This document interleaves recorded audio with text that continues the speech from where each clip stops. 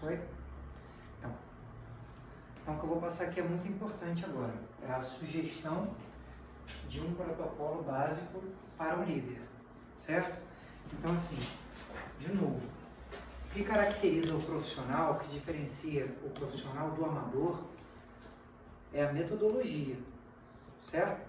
Só que o profissional, ele tem uma formação desse tipo que a gente está fazendo aqui, ele vai ter uma metodologia para absolutamente qualquer trabalho. É óbvio que eu tenho pequenos ajustes, mas como a gente viu lá na nossa metodologia sistêmica, ela varia qualquer empresa. Tem sim as nuances, né, que a gente não subestima. Mas aqui vai então um protocolo básico para qualquer líder, certo? Então, muda aí primeiro. Primeiro, o líder, ele tem que estar sempre à frente, porque se ele não estiver à frente, ele é pego de surpresa. E o elemento surpresa em todas as grandes batalhas foram decisivos, certo? Então, para que não haja elemento surpresa, eu tenho que estar sempre à frente. O quanto eu tenho que estar à frente? Depende.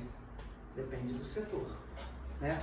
Então, assim, se eu estiver falando de setor financeiro, eu tenho que estar à frente um ano.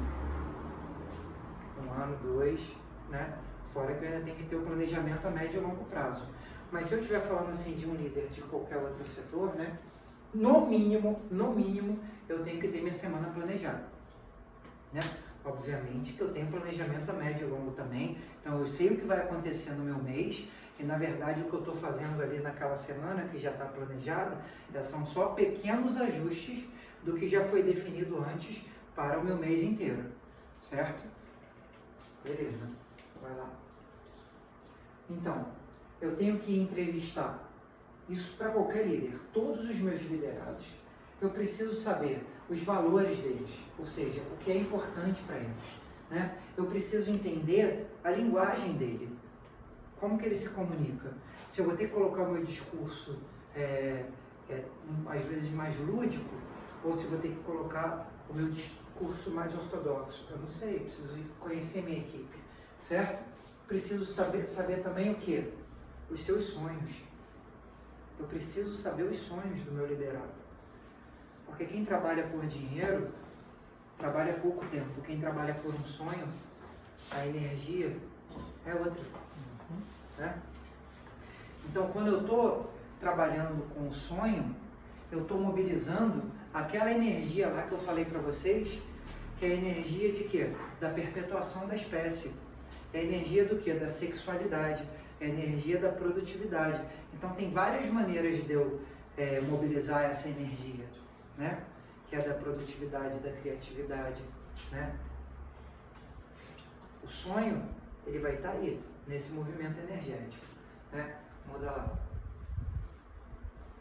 Então, eu preciso me inteirar de todas as normas padrão de ação do meu setor. Se ele não tem, obrigatoriamente eu tenho que desenvolver para cada colaborador. Então, isso é uma questão que eu vejo aqui, né? Na nossa região. Eu não vejo cada colaborador com seu cargo e funções definidos ali no papel. O cara sabendo o que é esperado dele, definindo o que é que... E aí o pessoal começa a dar cabeçada. Um entra no cargo do outro, um entra na função do outro o tempo inteiro. Isso aí dá bastante problema. Certo? Muito bem. Então é muito importante que além de eu ter as NPAs, eu já tenha muito bem definido os cargos e as funções. E eu ainda recomendo que depois que isso estiver definido, vocês busquem um apoio jurídico e um apoio contábil, certo? Para verificar se essas definições elas são coerentes com a contratação, para você não estar saindo e estar correndo risco judicial aí, certo? Ou o que acontece muito também é você fazer o acúmulo de funções. É você pegar e colocar um monte de função ali que não foi acordada com aquele colaborador e no final das contas, quando ele for pedir conta, você vai pagar muito mais do que você deveria estar pagando ali. Certo? Tem outra questão também, Henrique, de você justamente contratar um colaborador para ele ser meu assistente administrativo. E a empresa está criando uma metodologia que você não é assistente administrativo, que você é assistente de tudo. Entendeu? Então. Então aí fica difícil de você justamente criar hoje, fazer justamente o levantamento lá perante ter cargos, salários, ter justamente Fica difícil, entendeu? As leis, elas mudaram, né? As leis trabalhistas mudaram bastante. Então eu costumo falar que agora, já que houve bastante mudança, é um excelente momento para a gente pedir uma palestra para o advogado. Lembra que eu falei que os líderes devem estar solicitando? Porque o líder, ele é um cara que ele precisa conhecer muito a lei trabalhista, para saber o que ele pode pedir de um, o que ele pode pedir de outro, como que ele pode transitar, né? Agora, independente disso, existe o perfil do colaborador, né? Existe a questão, sim, da boa vontade, existe a questão, sim, de quanto a pessoa está vestindo a camisa, e existe o que a gente já sabe hoje em dia. Hoje em dia, o profissional precisa ser multitasking. Disponibilidade, proatividade. É a disponibilidade, é o que a gente está falando. Então, assim, o primeiro passo disso aí seria chamar o setor jurídico, pedir a ele que faça uma palestra de atualização sobre as leis trabalhistas. Para vocês saberem o que é que vocês podem exigir dos seus liderados. Tá? A primeira coisa é uma atualização, porque mudou muita coisa, uma atualização sobre isso. Essa palestra, ela deve ser feita junto com o contador ou posteriormente com o contador. Uma palestra de atualização. Eu tinha reunião de 3 em 3 meses. Assim, para a gente da nossa empresa, a gente não tem tantos índices de colaboradores entrarem na justiça, mas na empresa que eu vim, os índices eram muito altos. Então, em 3 em 3 meses, o cara ia lá, fazia a palestra, mostrava os indicadores, como é que se encontrava. É isso. Então, a gente precisa, na verdade, mesmo que não haja isso agora na sua empresa, ter essa visão preventiva e saber por onde você pode trafegar, o que você pode pedir, o que você pode deslocar ele ali dentro da sua área, sem estar infringindo a lei, é muito importante. Né? As leis trabalhistas, no caso. Né? Entende-se dos objetivos, prazos e metas de seus gestores. Então, isso é uma coisa muito importante. Então, quando a gente fala assim, faça aquela reunião semanal de abertura de semana, lembra, na segunda-feira? Faça ela com PowerPoint. Coloque os tópicos, mostre as metas, mostre os estudos. Mesmo que a pessoa, às vezes, ela não vai ter capacidade de compreender exatamente o que está acontecendo, essa informação está indo para o inconsciente dela. Em determinado momento, ela acaba fazendo sentido. Então, mantenha o tempo inteiro o teu time orientado da direção, sentido e velocidade com a qual vocês precisam ir. E as consequências, caso vocês não consigam atingir as metas. Tá certo? Então, assim, a equipe tem que estar alinhado. Sabe por quê? O que é que destrói uma venda? Fala para mim. O que é que destrói uma venda? Se eu estiver falando de marketing e venda, atualmente, o que é que acaba com o meu processo? O que é que acaba com essa relação? É bem parecido com o que acaba com o namoro. É bem parecido. Né? O quê? Desconfiança. Então, a falta de confiança, sim. Isso é óbvio, mas aí eu fui muito lá longe. Tem uma coisa bem menor que abala de forma muito mais profunda os relacionamentos. Quais são? O que é isso? Comunicação, falou agora de comunicação. Ansiedade. Se você deixar o teu cliente ansioso, você compromete a experiência. E olha a fragilidade disso. Olha a chance de eu deixar a pessoa ansiosa. Entende? Então, assim, se eu começar a olhar o meu colaborador como meu cliente interno, eu não posso deixar ele ansioso. Tu quer deixar uma pessoa ansiosa? Tu pega na mão dela e fala, vem comigo. E tu puxa ela rápido, mas ela não sabe para onde está indo. Ou você prometer algo que não vai ser. Entendeu? A expectativa. Então, assim, eu falei que que no dia tal a gente vai fazer nosso repouso, vai ter o descanso. Ou eu falei que minha venda ela vai chegar lá, o produto vai chegar no dia tal hora. Chegue tal hora. Não deixe esperando, porque deixou esperando, você compromete a experiência através de uma ansiedade. Ansiedade, entendeu? Deixou a pessoa quer muito te ver. Aí tu deixa ela esperando. Vai tudo por água abaixo. Se isso for uma vez, é claro que não, mas se isso aí for cíclico, você vai minando, vai minando. Então a gente tem que pensar sempre nisso. A gente tem que pensar o seguinte: como está sendo a experiência do meu cliente interno? Como está sendo a experiência do meu cliente externo? E aí eu posso até desenvolver um grau de ansiedade. A RH pode desenvolver aí, né? Pesquisa de satisfação, Henrique. Isso, é o que a gente está falando. A gente não está falando o tempo inteiro sobre satisfação. Eu falei lá, o líder, ele precisa ter um termômetro, né, de satisfação, principalmente do meu cliente interno. A gente tem que ter um mecanismo, ou rodas de conversa, ou questionários, né, ou a própria observação humana, né? Então, eu estou vendo se o olho dele brilha, se não brilha, se essa pessoa está triste, se ela não está triste, se isso é cíclico, se é esporádico, não. Mas se é cíclico, tudo que é cíclico traz respostas importantes. Aí eu tenho a maior dificuldade para justamente fazer essa avaliação de clima na minha área operacional. Porque minha área operacional sempre está insatisfeita. Por mais que a empresa venha buscar crescimento, melhoria, ele não vê aquilo como algo de positivo. Sabe o que eu faria? Faria uma oficina de liberdade.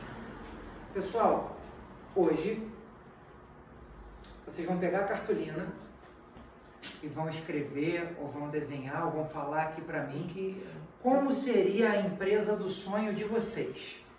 Vocês vão constituir. Aí você constitui. Chama lá o contador e chama mais um administrador. E pede para o contador e o administrador simular o que aconteceria com a empresa do sonho deles. Certo? Faz a projeção. Aí você pega os dois e fala assim, ó, a empresa que vocês criaram em 2 anos aconteceria isso. Em 5 anos aconteceria isso. Em 10 anos aconteceria isso, né? Então assim, ó, vocês teriam provavelmente, né, quebrado a empresa em menos de 2 anos. Né? Se ela quebrar, acontece o que com a família de vocês? Agora, uma vez que vocês estão colocando o valor de vocês, ou seja, a gente sinaliza, a gente pesca dali o valor deles. Vamos ver se a gente consegue atender esse valor de uma outra forma, e aí eu até me proponho ajudar vocês. A gente faz essa oficina, a gente detecta esses valores e vamos ver como é que a gente consegue atender esses valores talvez de uma outra linguagem. Porque ele está falando para você o que é importante. E às vezes está acontecendo para ele, o que é importante para ele. E às vezes a gente consegue atender isso, mas a gente não está vendo a forma. Não é da forma que ele quer. A gente vai conseguir. A gente não está conseguindo enxergar ou transmitir, né? Como vai atender. E isso é muito difícil porque quando vocês estão dentro, você está envolvido emocionalmente. Né? Você está envolvido emocionalmente. E quando a gente está envolvido emocionalmente, fica muito complicado da gente ter uma visão clara. Né? Aí às vezes uma pessoa de fora pode ter uma ideia. Quando eu fiz essa proposta com eles, o que eles questionavam era aumento de salário, colocar mais caminhões. O pensamento deles é isso, colocar mais caminhões. Isso. Aí você tem que chegar com pessoas que são especialistas, mostrar o custo de um caminhão, na verdade ensinar sobre processo. Isso aí, na verdade, isso eu já faço, já tem outro espaço. Eles não têm a noção. empresa vendendo um caminhão, a empresa está, na realidade, reestruturando, a empresa fez investimentos, entende que aquela frota que ela tem não é a frota compatível. Isso, é que a linguagem vai explicar para eles que está ruim. A gente vai ter que arrumar uma linguagem que eles entendam. Só para você entender, ó, quando eu entrei na empresa, uma das coisas que quem sentou comigo para conversar foi aumentar a produtividade da área operacional. Então, aumentar a produtividade é você aumentar a capacidade dos caminhões para poder fazer entrega de forma lógica, claro, que não venha a sofrer impactos, principalmente em relação a hora extra, sucessivamente. Quando os caras eles veem caminhões parados, eles acham que vocês estão explorando a gente. Na verdade, a ideia não é essa. A ideia é a empresa está enxugando de forma lógica para que ela não quebre lá na frente. Então, o que está faltando aí, na verdade, é uma estratégia de comunicação. Eu posso ajudar vocês. Vou lá, converso com eles, entendo os valores e a linguagem e posso ajudar vocês. Depois eu converso com vocês e a gente pode marcar isso. E tentar achar alternativas. Não acho complicado, não. Então, eu tenho que ter o norte dado pela direção e todo mundo tem que saber esse norte, né? De acordo com as informações, ela tem um grau de sigilo, tem um grau de segurança, então no momento em que ela for liberada, cada um aí está sabendo o norte da empresa. Coloca lá. Certifique-se, isso é muito importante, diariamente, que existem todas as condições materiais, energéticas, financeiras, de segurança e humanas para o início de todas as atividades do seu setor. Isso aqui é o quê? É um checklist de início de operação. Todos os líderes precisam ter um checklist de início de operação. Aonde eu vou, para fazer esse checklist, eu vou relatar o que é o processo, eu vou descrever meu processo todo, eu vou descrever minha operação inteira e verificar tudo o que pode quebrar, tudo o que pode dar pane, tudo o que pode faltar. Inclusive com o número de pessoais. E eu preciso do número de pessoal. Inclusive eu preciso desenvolver um guideline, né, nesse momento. O que é o guideline? Então, eu utilizo um maquinário tal, eu utilizo uma empilhadeira de tal marca. Se a empilhadeira quebrar, qual a alternativa? Eu não posso parar a minha operação. Então eu tenho que ter alternativas de pane, eu tenho que ter alternativas de ausência de pessoal, eu tenho que ter alternativa, eu constituo um guideline para uma alternativa de pane de absolutamente tudo e um checklist inicial de avaliação. Se está tudo presente, pronto para começar. Agora, a hora que der o valendo, a turbina do meu avião não pode parar. Eu já tenho que ter checado tudo, certo? Vamos sempre nos comparar ao piloto de um avião. Isso eu aprendi muito na fábrica. É isso. A fábrica é assim, ela antes de iniciar, é feito um checklist de todos, do início até o fim, para você poder pegar e começar a voltar para lá. Cada setor, cada líder é responsável por esse checklist. Você pode delegar ele, dependendo das suas atribulações, você pode definir um colaborador que ele fica responsável por ticar, tem que ser ticado, tem que ter data, tem que ter o responsável que assina do checklist diário. Ok? Muda lá. Eu tenho que conhecer previamente todas as estruturas do setor, procedimentos de emergência e manutenção. Né? Até para que a gente pode até colocar nesse checklist a data da manutenção preventiva, do que precisa de manutenção. É muito comum a coisa quebrar de repente porque ela não tinha uma manutenção preventiva agendada. Né?